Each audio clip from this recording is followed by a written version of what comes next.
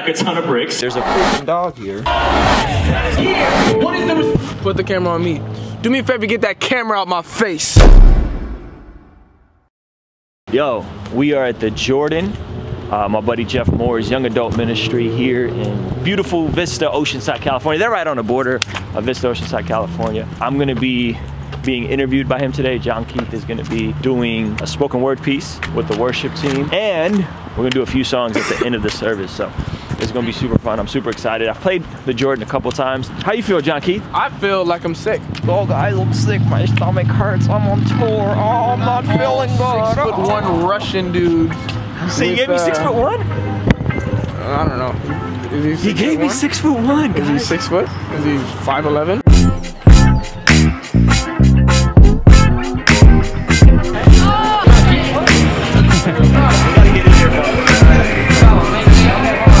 John Keith totally missed sound check. Ruslan's fault, by the way.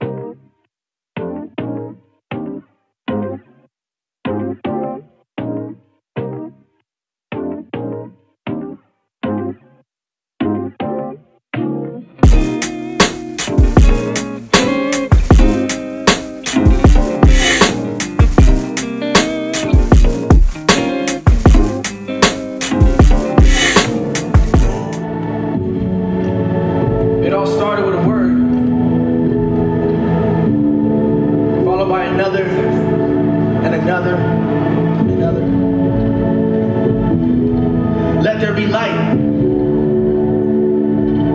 I call this the first 4 acts of love. And I call it that because he could have been silent.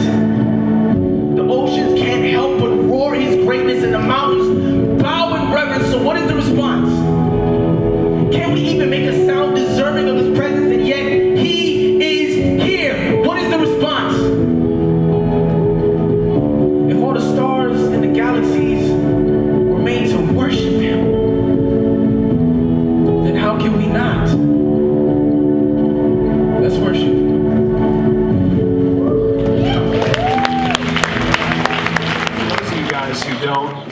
For those that don't know you, just real quickly, who are you? What do you do? I'm a hip-hop artist, creative entrepreneur, originally from the former Soviet Union, came here as an immigrant with my family. Come on. Went to Vista High School. Woo woo! Went to Maricosta College. Yeah! Cal State San Marcos.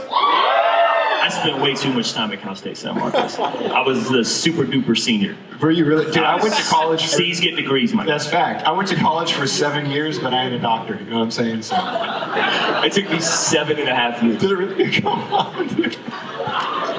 We're great examples on what to do with your life. So I got married, I have an amazing wife, have a 3-year-old, and I do music full time. I've been doing music full time for the past 3 years, traveled the country. I discovered that ability when I believed with every fiber of my being that I was going to go to the NBA.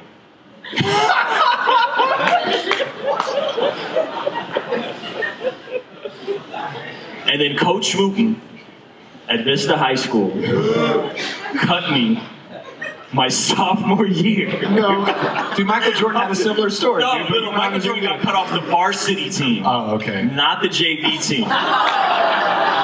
So I discovered that I was 5'10" and white. Okay. Hit me like a ton of bricks. 2 strikes against you right there. Yeah. And at the time I was experimenting, kind of freestyling around the school, and people were like, dude, you're good at this. And I was like, man, if I could take the work ethic that I had been killing, I was the guy with like the jump soles on and the weight vest, and like, I'm still trying to dunk, by the way. I've never dunked, but I'm still trying, like that's a real thing. That's I have before. But have you really? I have, yeah, but we're about you right now, not about me. Jeez. So I thought if I could apply that same effort, that same energy to music, I could potentially make a run at this. And senior exhibition of Vista High School, I was like, I'm gonna be a hip hop artist and I'm gonna run a boutique label. Like I had that self-awareness, and then it took me like another 12 years to actually manifest that, where that was like a full-time thing. Okay, so talk to me about this 12 years, because so much of today we hear, well, I've got this ability, I just should start making money on it. Like, I can take cool pictures, people should hire me. Yep. Like, I can rap and talk into a microphone and, mess with iMovie and iMusic and all that stuff. I should just be a producer. Yeah. Like, what does that work look like? What does that 12 years look like? That's a great question. I think, one, even if you have a natural spark for something, that doesn't mean you're good at it yet. Right? So I had a passion for music, just like I had a passion for basketball, but I realized like there's no chance I'm ever going to the NBA, but I could potentially be an independent artist and make a comfortable living.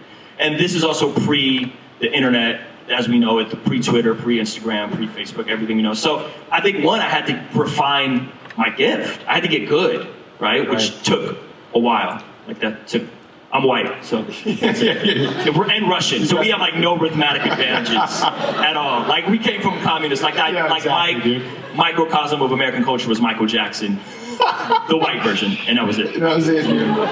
So sorry.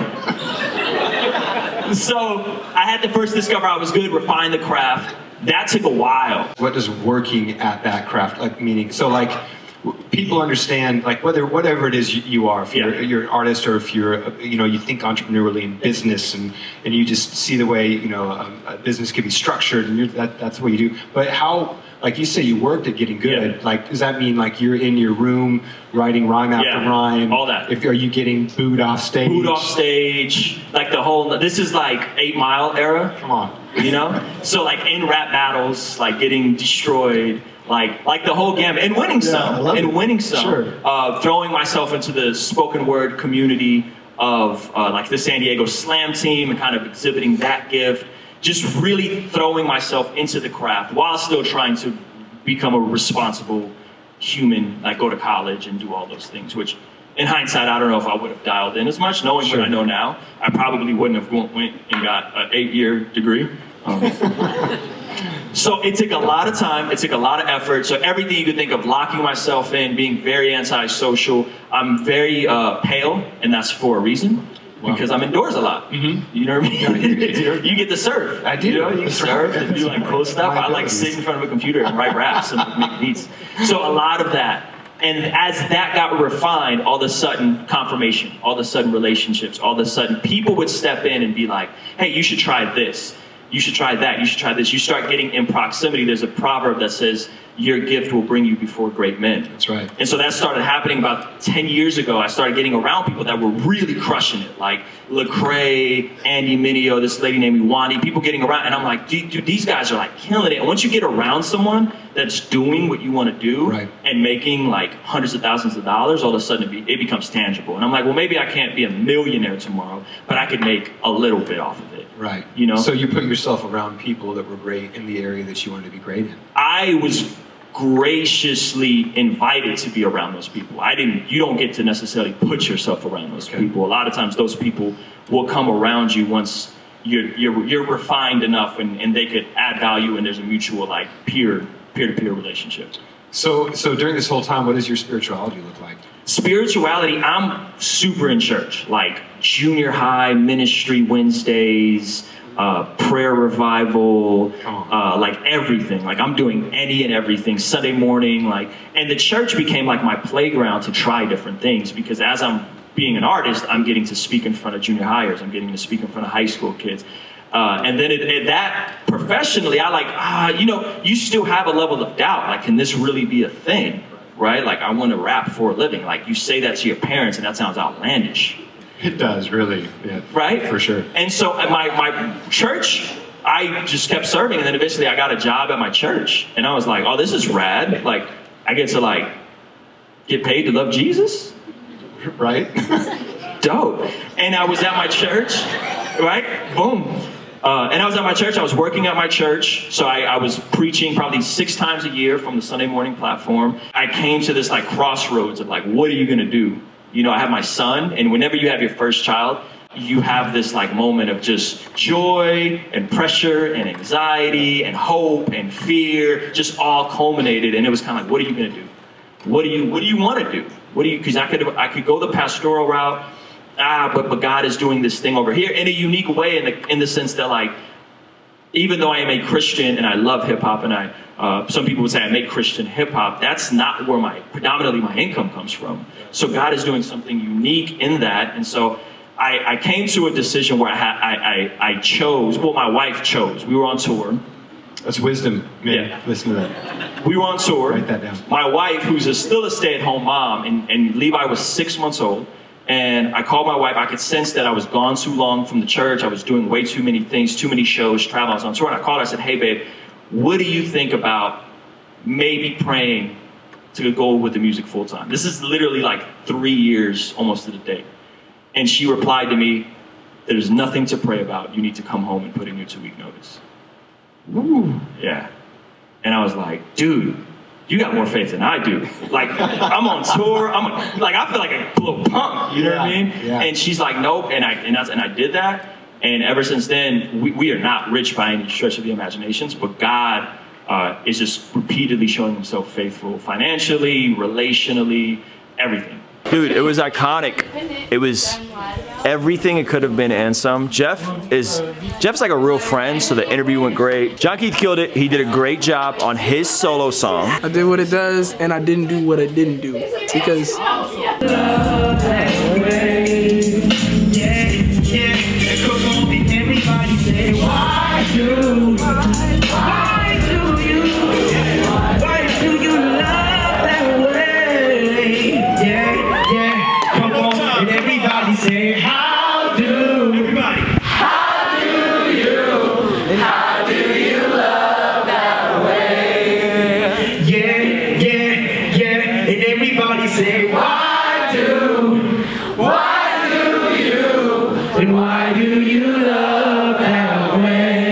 I did a good job on my solo song. It's amazing that God uses us to touch lives and bring changes. Beyond big lights and big stages. Building platforms to be famous.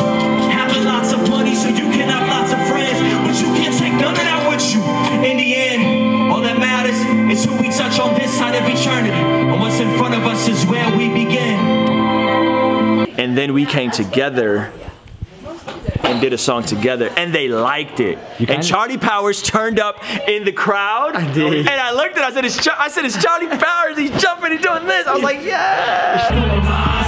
Charlie told me there was no way, so I had to go my own way. Well, we got a line, had a line from my state. Charlie told me there was no way, so I had to go my own way.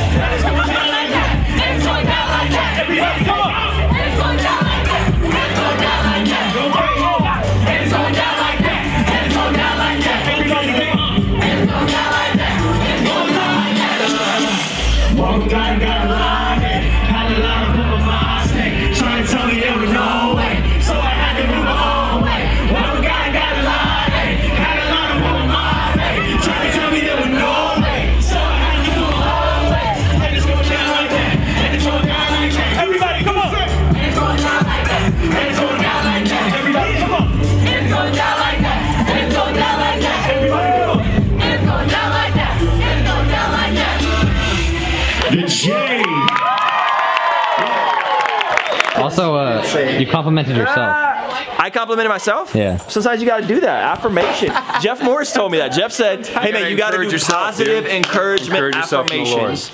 If you notice, there's a sign of affirmations on our refrigerators, Zach Sparazzo. Jet printed those out. You just No, that's from Men's Skills Bible study I took to work on me.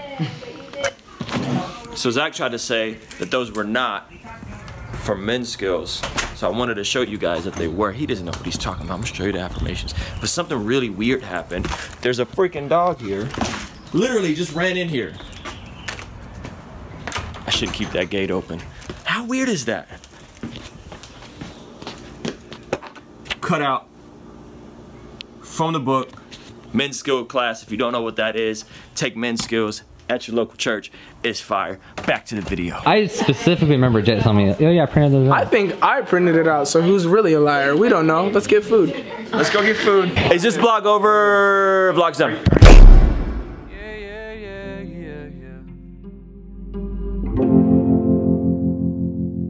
I tell it how it is, I don't jump over no obstacles. I've been out in Southern California working on a low. She was there with me while driving down a bad post saying that she love me, usually hit her with a I don't know. I was feeling different, ooh boy, I think I'm sold. See, I met a girl out in Orange County, Southern Belle, I went west a couple years ago. Took her home to the south with me. She played my song the whole drive to the radio. If that ain't love, I don't know what is. If that ain't love, I don't know what is. If that ain't love, I don't know what is. If that ain't love, I don't know what is. You're the only one that holds me together.